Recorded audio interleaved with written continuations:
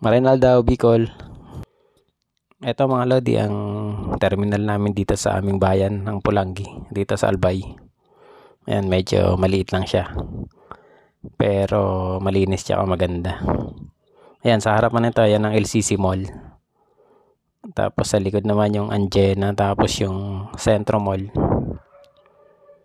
Yan, may mga jeep na bumabiyahe papuntang Libon, tsaka coastal areas ng UWAS. Ito naman yung mga bumabiyahe ng Legazpi, Albay, ang aming capital city.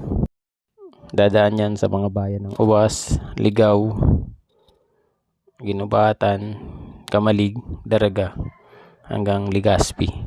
Ito naman yung mga bus ng mga bumabiyahe pa Maynila. Ayan, yung Ilabel.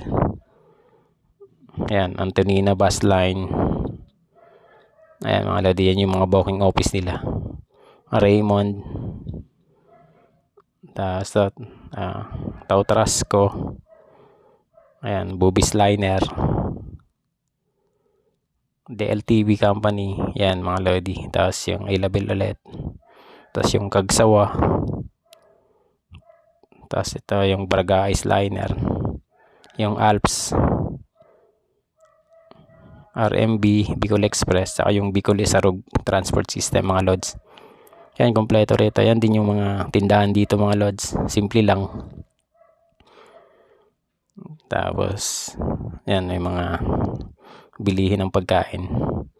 Pero may mga mabila naman dito ng Jollibee sa loob ng LCC Mall. Yan mga lodi, yan ang aming maliit na terminal. Salamat sa panonood.